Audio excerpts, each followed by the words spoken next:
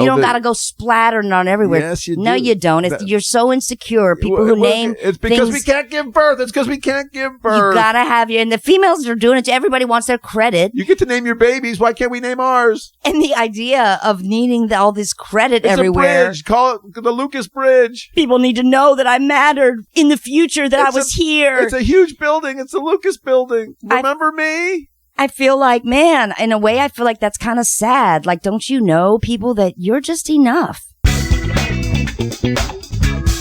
Why, hello there, freak. So glad you could join us. Time to listen in on another seriously silly conversation with Gretchen and the Lukes.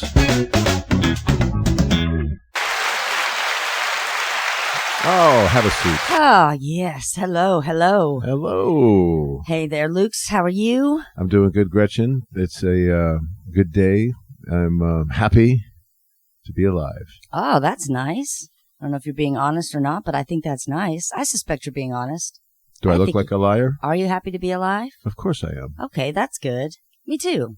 Yeah. I mean, I didn't do an assessment. I didn't like look in the mirror today and said, am I happy to be alive? But when you put me on the spot just then, I felt like, I'm pro-life today. Well, we should just keep it at that. We shouldn't dissect it and come up with reasons why maybe you shouldn't be. So I say, hey, why'd I even ask a follow-up? I believe you. I'm happy too. What have you heard? What is it that I shouldn't be happy to be alive about? Because I just would like to know. No, oh, God. Nothing at all. You're very, very happy dude. Shouting it to the world. Announce it to the world. I do. I like to tell the world that I'm happy. I'm happy, everybody. Excuse me, young man. Here's a 5 pence. Get a turkey and bring it to. Oh, that's Christmas Carol. Sorry. So Luke, we often talk about because I bring up a lot, kind of like what maybe my situation of having ADHD. It affects like a lot of just things in life and day-to-day stuff. And everything. So it comes up quite often in the conversation. Always. It did. Even today, I understand that it's, even I dropped a ball about when we were going to have this conversation, any conversation, right? Yeah. That's just part of your wiring. Yes. It's screwball wiring. And, but I just thought, wow, I can't take all the glory. I mean, I'm not the only one who is a peculiar person here in this pairing. I am so neurotypical that you can't even, I'm sure you're not talking about me. Now I can call liar. I am. I am talking about you. I just thought, might be interesting to talk about some of the things that are unique to your specific wiring. Oh, wow. Like, okay. Yeah, we can do that. To preface, let fill everyone in. Now, it's become obvious to both the Lukes and myself that you have what was formerly called Asperger's. Well, yes. wiring. I've never been diagnosed by a professional to have Asperger's, but I have been accused by it on multiple occasions, particularly by you and by others in my family. Yes. So much so that it forced me to reassess my own diagnoses, my self-diagnoses of being neurotypical. I thought, since I'm always right, that I'm neurotypical, but it turns out that thinking I'm always right is part of the autism spectrum or the Asperger's spectrum. So, So for me personally, I don't care if you ever go get a diagnosis or not. I'm pretty confident you would be given one. That's my opinion. I've lived with you for 22 years. Yeah. And while doing deep dive research for my own neurology and my neurodivergent self, I was also trying to figure out or understand you. And if I could just be completely honest, because I was okay, go ahead. I started finding these links. Like, first of all, I started looking up narcissistic tendencies. Okay. I'm just being honest. And I'm not saying or calling, I'm not trying to make a fight. Well, there are definitely qualities of myself that reek of narcissism, especially the fact that I'm always right, that everyone else is always wrong. Well, you're like a natural born boss, which is what I've also learned about, I think, people with this wiring, like a natural born boss. Now is not the time to say that. Let's wait until a little bit later to say that. But so what was the most fascinating to me is as I'm looking in these things in this narcissist realm, which, I started based on what questions I was asking the algorithm. I started getting way more stuff going. Is it Asperger's or narcissism? Is it an asshole or Asperger's? I started getting recommended all of these things that were more about the comparing of these worlds. And then the more I started, learning about Asperger's or ASD1 as it is called now, same thing though, whatever it's going to be called throughout time.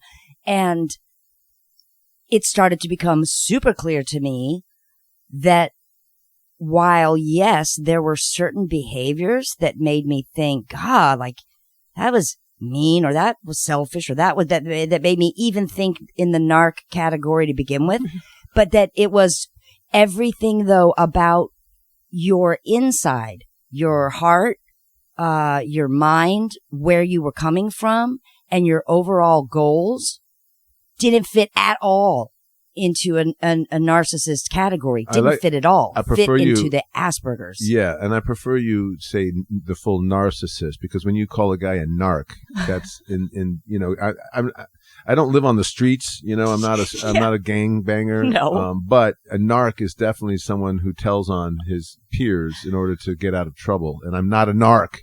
I don't narc on people, man. But I am definitely a narcissist, and I'm not a narcissist, but I have tendencies through that wiring. And just so you know, I haven't been diagnosed, but I've taken at least 2 times, possibly 3 times, a test online to find out if I have Asperger's, and all of them have suggested I go get a diagnosis. Yeah, I'm in the range. So I can just say from living with you, I fully believe that you are, and so what I wanted to maybe talk about today is just one of the big kind of things that you see in people with Asperger's, and which is this, well, what we call it around here is the need to notice and notify. It's not a need, it's like a have to do it. What's that called? Where you not a need, a compulsion. A compulsion. You feel compelled to do it. Yeah, I feel compelled to do it. Thank you. That's it. And as a narcissist, it's very difficult to have you tell me the right word in that case right there. That was rough. That was tough. I have to admit that was rough, but I'm gonna give that to you. Good job. Oh my God. Side note for another show, but Aspies also often always feel attacked. Anyway. Just in case that wasn't that rough. Why would you say that right to my face? There. Oh my God! Why would you say that right to my face? That was ridiculous. But so there's this thing that, and right now we'll just speak for you, but let's just speak about you and your wiring. I like to notice and notify for sure. So before I ever spoke these words to you, I, in my own life and mind, had already created a character to help me live along this side of you. The part I had in my mind, you were this like maybe unnecessary superhero, the noticer. And I would hear you coming down the hall. Hey, those dishes haven't been done. From another room. And someone said they were going to do them. And to help keep myself I'll let everyone know. Prepared and stable. My job is done here. I made it a funny character in my mind, That's the funny. Noticer. And so I would hear you coming. I'd hear like your bedroom door opens and I hear you walking down the hall and I'm in whatever room. And I would think, oh, here comes the Noticer. What's he gonna notice next? This laundry basket is askew. And without fail, most of the time, you will walk into the room. Just in my defense, there's a lot to notice. There is a lot to notice. Now, understood. And hey, and the things you're noticing, it's not that these are imaginary things. They're not imaginary. I'm noticing things that are real. So you walk in, you notice something, and then you just start saying it. You just start saying the thing you've noticed, maybe usually with some instructions. Sometimes it's just observations about things that are like, okay. Maybe people haven't noticed this. Yes. And so I'll just go most recent. like recent in my mind. Oh no, you have examples. These are not all bad. I thought these were just general. I thought these were just general comments. Then we didn't have to go specific. But you have examples to reinforce your point. Oh, good. Go ahead. Yeah, I mean, you like this, right? You talk about me all the time, right? Gretchen, you're so crazy. I'm noticing that you're really making this about me, and I'd like to notify you that this is true. But that's okay. Yeah, I can take it. Yeah, for sure. So like last night, you had made dinner, chicken tacos, right? Oh, they were delicious. They were awesome. I noticed that for sure. I did too. I Even I noticed everybody that. How delicious they were. It was very everybody, good. The thing I made is wonderful. And then I just couldn't help but observe, or maybe notice, how many things you noticed as myself and your daughter were preparing our tacos. Oh, right? I didn't know. I didn't realize I had been noticing. Go ahead. What did I notice? Walked into the kitchen. Our daughter was had taco meat on her 2 tortillas, soft tortillas, right? So much meat. So that's the first thing that you notice, and I hear you say, that. I hear you go, "Wow, that's a lot of meat for tacos." She did. That's too much. There was 2. Did I say that's too much? I didn't mean to judge it, but she had 2 tortillas, and each one was covered in meat. And typically a taco has like a right there, a slide of meat. Right there, I got to ask. A sleeve of meat. What do you mean when you say? See, this is that I'm always right? So you see the amount of meat. Now for her, she's just made the perfect amount of meat that she wants to eat, right? It's perfect. And in her defense, she ate all of it. And then, but you said that, like, that's meaning it's not right, meaning there is a right way to do this. Yeah. And tacos typically have, what did you just call it? A sleeve of meat or something? Yeah, now you're just making up taco lingo. I'd like the appropriate typical sleeve amount. Would you put a sleeve of meat on my taco, please? Porque? Why? Because I want that much meat, but not too much meat, so I can have room to put other items on there, and like cheese, and I like to put spinach or lettuce on it. I like to put you've got a way that you make your tacos, right? Yeah. Well, and it's perfect for you. But I'm imitating what I've seen.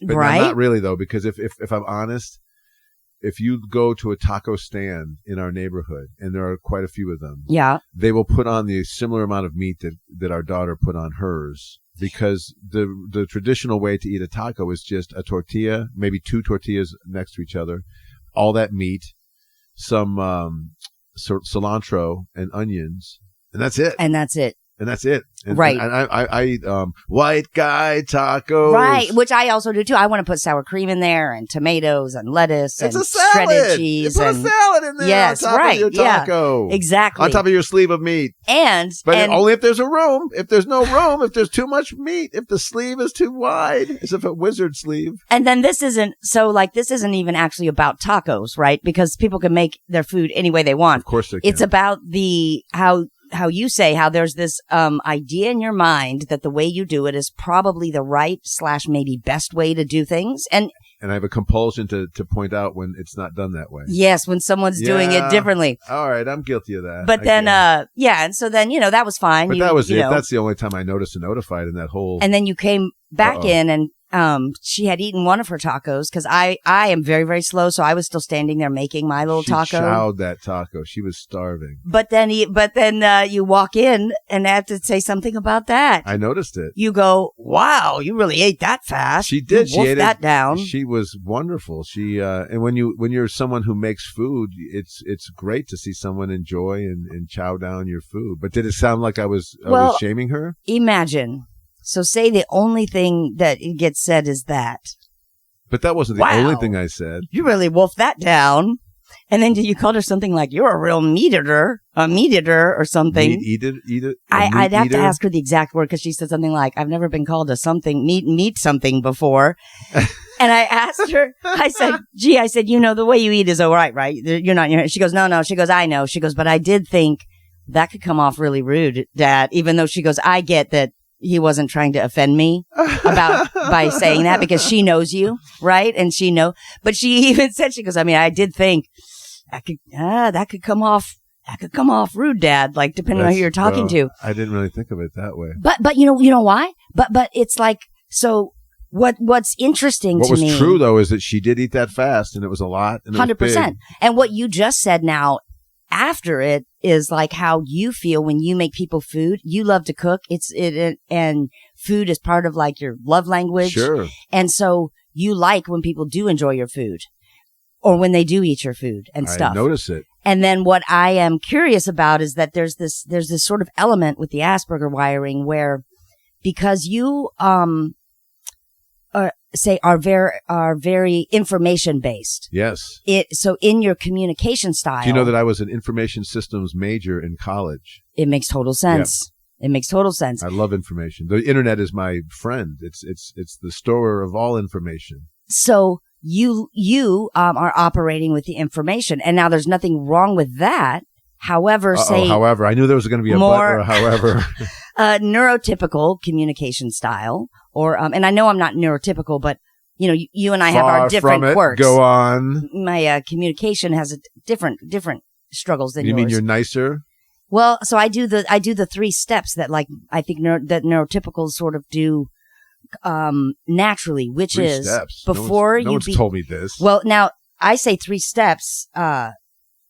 I'm specifically quoting someone. You're quoting someone? Let me grab this guy's name. All right. There's a video that you were watching, and now you're grabbing his name off of your... Yes, thank you. Sorry about that. That's okay. I had to grab my phone, and I also banged my shin in the... This is my professional way of stalling while you're doing something. It's like, go ahead, grab some mic time so that she has enough time to get that name. So I watch a lot of different videos. Woo, that about took a Asperger's lot. and That about was ADHD. a lot. I noticed and notify you that you don't ever leave me hanging like that. I had nothing to say. That narration was good. That was awful. And so I had been learning about this idea that people with Asperger's, they are focused mainly and naturally on the piece of information that they're giving to someone whenever Right. there's a talk. As opposed to the And emotions. then there are, say with a neurotypical, the kind of like the first layer or priority that goes out there before the information is connection of who you're saying this to. What does that even mean? Exactly. Okay. So there is this guy, he's a YouTuber. It's called Autism from the Inside. And he talks a lot about Asperger's. And what's his name? His channel is called Autism from the Inside. Okay. On YouTube. And it's really great. I love it. But for his own self, he says he created this like 3 steps that covers the neurology kind of, because he's saying basically he had to cognitively figure out some of these communication things. Yes, that's what we have to do. We have to cognitively do things. Because like smile and hug. He kept feeling like people were offended. They felt like he was rude. And so it was really kind of disrupting his friendships. Even though the information is correct. Yes. Even though what we said is true. True to you. I mean, you guys have a real hardcore It was a lot of meat. That was a lot of meat. Is. I think that's just true. I think anyone could argue that was a lot of meat. Oh, I guess will be a whole side conversation about how truth is ultimately a relative concept. It is it is relative. But so he has the 3 steps that he tries to remember, and that is that first there's connection, second there's background, then there's information. And he gave like a really great example of he said like with him and his roommate, a very simple one. If he knows they have one bathroom, if he's going to be in the bathroom for a while or take a shower, right? He hears someone in the kitchen and he pops his head in and says, "Do you need the bathroom in the next 10 minutes?" And he said, this is an example of where I forgot the other steps. So the person who's just, you've popped in out of the blue, doesn't know what you're talking to, whatever, right? Is like, what? Huh? And so get out of my business. He has to repeat himself. He says, however, when he follows his steps, he would know even just, it's something as simple as, "Oh, hey, John, I'm about to take a shower. Do you need the restroom, for about the next 10 minutes? Because it gives the greeting, because this is what I've noticed with the notice and notify, is that with that connection, all that means is, doesn't have to be a deep connection. It means literally doing something that gets that person's attention so they know you're talking to them. Because sometimes I'll know you'll come in, say like to the kitchen, and the information will just start right now. I could be listening to something. I could be on the phone with my mother. Maybe, I don't know. Maybe I'm changing a diaper, doing something, and then you'll come in and the information just starts. It just starts with information. Like, did you see this on here? Because this says that on June 18th, this payment never went through, but it didn't. But it will have nothing coming before it. Right. It's just like information coming. So in this case, I would have to say something like, "Hey, do you have a second? Okay. I was doing the bills, and I noticed that this payment didn't go through. Yes. Is that something that you can help me figure out the source of?" Yes. So that right there is better? Well, because what happens instead of just walking in the room and going, "Hey, what's with this bill?" Yes, exactly. Yes. Hey, God, what's with this bill? That sounds like so much work. Because okay. And the world needs that, huh? Well, because here's the thing. The thing is, like, when you guys, what a wimp the world is. Well, when you forget that connection part, or is somebody even listening or getting their attention, but you guys, you have the idea though that when you start talking, attention is going to be given. Right. That's the part that can then come off socially, kind of like, who the F does this guy think he is? Right. You start speaking and everyone drops everything to give you full attention. No, when I start speaking the truth, everyone pay attention. I'm about to truth, y'all. And so like that's one of those little tiny things, but then to the other person it feels all rude. What? It's rude because it's like you just start talking and assume that the attention is going to be given. Needy. Excuse me, may I have your attention, please? If it's convenient at all to you in this moment, and I know you're doing other things, but I have noticed something that I'd like to announce to the group.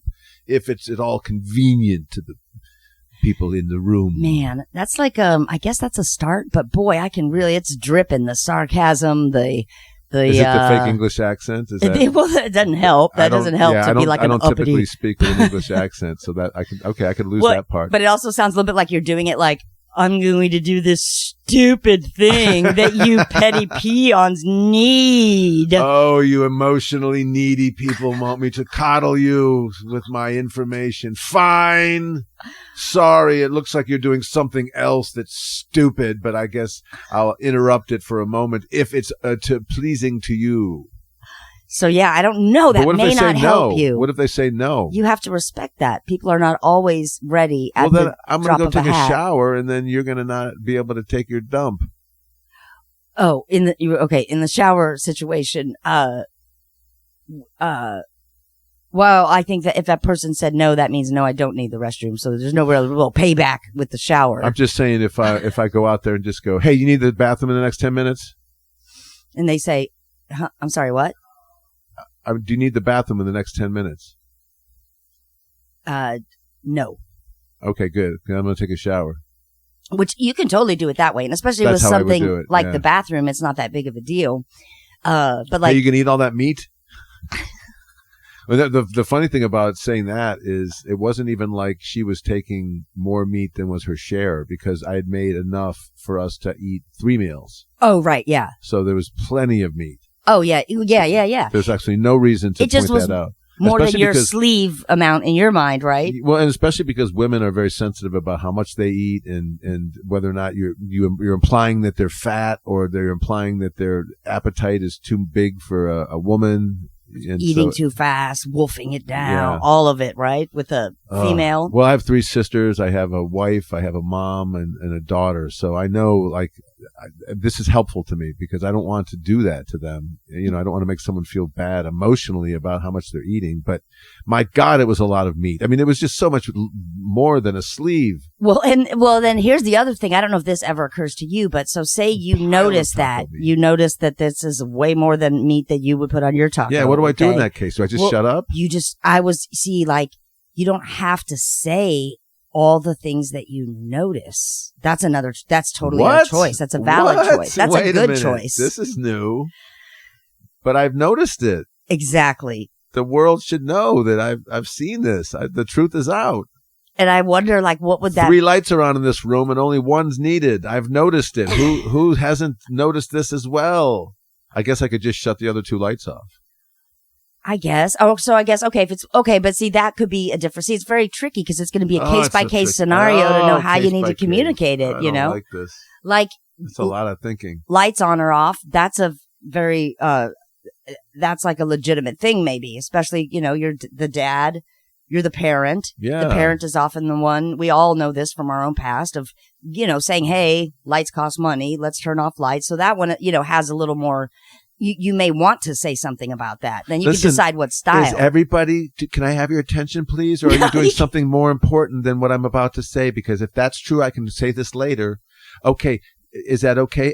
I got your attention. Now, there's a couple of lights that are on right now, and I think we only need one. I mean, it's just right already. That sounds ridiculously long. Yeah, but it might be because you're taking the piss out of it right there, the way that you say it, right? Is there I'm reeking of sarcasm? Yes. Oh my God! Like, no, you're drenched in it. You're drenched in it, my man. You can tell.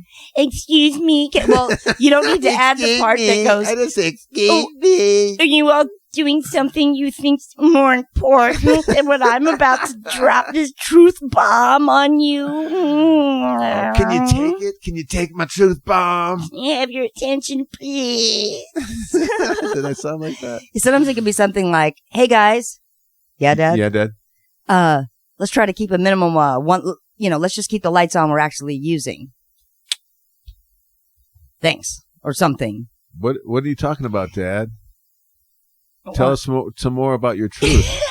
You're not giving us enough information. I'm kind of in the middle of doing something, so I wasn't really listening to what you were saying. That sounds like a dad fantasy novel where the children are like, wait, Dad, tell us more. Please, Father, go on. Your voice is pleasing to us, even if it doesn't say anything truthful. Your wisdom infinite. Your wisdom infinite. Your truth and wisdom impresses us always. So we're very, very open to hearing it. Anytime. We'll drop what we're doing. Because, I don't know. I'm just wondering if I walk in your room and you're at your desk, you're doing something on the computer, right? I don't know what it is. The kids do that to me all the time.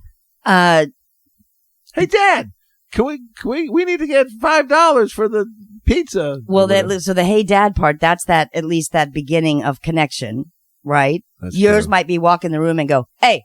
Well, I guess A would be part of that. Right. It would just be like, everybody, get this desk cleaned off now. I don't say it like that, though. No, you don't. You don't. I might, maybe in the old days, I might have used to say it like that. If it was like the fourth time I've had to tell someone to clean their desk. Yeah. Well, and here's the thing. You're totally allowed to keep communicating any way you want, right? Obviously, I'm not trying to tell you how to talk. I'm the boss of me. But you're saying that it might be better in the long run for me if I began to be more aware of that connection first. Yes. Ooh. Okay. Or just to know that, and I know you do know this about yourself because we have joked already about the whole need, the notice and notify. Oh my God. It's really funny how, well, I've been noticing and notifying myself of how much I notice and notify. And do you see it? Do you see it a lot? Of course I see it a lot. Yeah. Yeah. I can't help it. I'm compelled to bring it up, especially if it's something functional that will help the situation. You know, if I notice that something's out of order, if I notice that someone's not doing something in a way that's the best way to do it in order to get it done quickly and efficiently, if I notice that. That was a nice way right there where you tried to not say if someone's not doing it the right way. That was nice. That was nice because it was. No, that was very good. That was good. I'm just saying you're clever and you're going to have to watch out for yourself because you might even work against yourself. Cause see here's one huge difference between people with Asperger's, right? And different people on the autism spectrum. It has to do with the, just language skills, right. Their language skills is that often with Asperger's, the language ability is there and early. And you are very, very good with words, right? Well, writer. But then what it is it's, so whereas somebody else with autism may need help with actual speech therapy and talking and the words and describing things and how they feel, all of that. Yeah. With Asperger's, they say what you have to work on is the appropriate use of your powerful language word skills. The way to use your words, when to use them, when not to use them, how to use them, because you're very verbal. This sounds like the class that Superman had to take before he was able to use his superpowers. It's like, okay, listen, you're really strong. You got to be able to understand that you could really hurt somebody because you're so strong. And you can fly, but there's airplanes up there and birds, so you can hit them. So you got to be careful. So just be really careful with your superpowers, sir. All right, I got that. I hit a bird. That's me. Yeah. Okay. Well, I mean, I appreciate it because, I'm a work in progress, and I know ever since I began to understand that I may or may not be on this Asperger's spectrum, most likely am, that I need to be responsible for that. I can't use that as an excuse and say, hey, look, the way I'm wired makes me a dick, so deal with it. Like that apparently is not an appropriate response to finding out you have Asperger's. And can I just say, as somebody with misophonia and Asperger's, give me a break. Those are worst names. Those are the worst names in the world. Why do I have to have Asperger's and misophonia? They both sound like made up institutions. Yeah, let's talk about that for a second, because I agree with you. And actually, I feel badly too, because those are horrible labels. I hate the way all things are named. No, but I think Asperger's I believe that is the guy's name. Exactly, but that's so stupid. That is so stupid. Well, I am so ridiculous. Well, that was a narcissist right there. Right. You need that much. You want the credit that much that you're going to make countless human beings in the future go, just so you know, I have Asperger. I mean, what a freaking horrible thing. I'm sorry. I think doctors that want diseases named after their name because they found something, I think you cannot get more narcissistic and egotistical than that. Sorry, science, but I think y'all a bunch of snobs because you want to name something Asperger's? Well, and it's funny because you. It feels like when you are, I was about to say accused of having Asperger's, but when you are diagnosed as having Asperger's, see, I always feel like I'm being attacked. Accused of. All right, why are you accusing me of Asperger's? I think that you're basically, when you find out that it's true, you're being handed a huge Asperger. And so it's an ironically appropriate name for that particular affliction or mental wiring. And misophonia. Now, I can't even believe that it literally says phonia, so it makes it seem fake. Yeah, because you would think it'd be phobia, like a fear of noises or a fear like all of the other mouth phobias. Noises and taps and all the other things that misophonia represents. But it's misophonia, and so it makes it sound like I am so phony. Misophonia. And it's true. It makes it sound like you're making fun of other people that have any phobias. Right. Like going, I have and especially when you say it like that, like misophonia. It just like at least that name I guess makes sense. No, it's saying I'm phony. It's just saying that my need for you to stop eating with your mouth open, that my need to cover my ears when the siren goes by, my need to punch you for tapping your pencil over and over again is phony. And it's not phony. I will punch you, not you, but if it's a guy. I don't know. Who knows? I mean, it sounds like it's sound related. My little nephew was related. tapping his can of soda, empty can of soda, tick, tick, tick, tick, tick, tick, tick, tick, tick, tick, tick, at the dinner table. And I just looked over at him, and I know his mother has misophonia like I do, my sister, and my other sister was across the table, and she picked up on it, and we both just stared at him with the darts in our eyes, and he was like, sorry. So he's used to it from a family of people who can't stand external noises. And at least the misophonia, the reason it's phonia, right, not phobia, is because it has to do with sound. I'm assuming. Yeah, so like with that root of that word, phone or whatever, right? Yeah, like phonic. Like phonetics of fawn, even though I'm like, it's still problematic. Yeah. But I guess it doesn't at least have the like egomaniac thing of the doctor's name. Yeah. And why would you want to, I think, who is it? There's a comedian that does a joke about, when two people are just friends, and what's that called when you're you have a relationship that's platonic. Well, that's named after Plato. Or maybe there's an alien angle on it. So he was saying, he was laughing that the guy named the idea that you're not getting laid after himself. Like, why would you do that? And so I feel like the same way, like why would you name like something that was a unfortunate mental wiring after yourself, as opposed to, I'm super strong. Oh, I'm Asperger's. That's different, as opposed to I'm someone who notices and notifies and interjects and corrects, and I'm someone who feels attacked all the time. Oh, name that after me. Yeah, true. But I see what that why would you saying. want Yeah, that? why would you want that? But I guess it's like you said, it's the ego. Yeah, right. I just feel I'm just sick of. Honestly, I'm just sick of dudes naming stuff after themselves, naming continents, naming entire groups of indigenous people, just giving them a name, naming diseases, naming whole groups of people after themselves because they think they discovered it. I mean, why don't you God. invent something and then you can name it the Gretchen? I would never name anything after myself because, your name, that's a name for you and your body.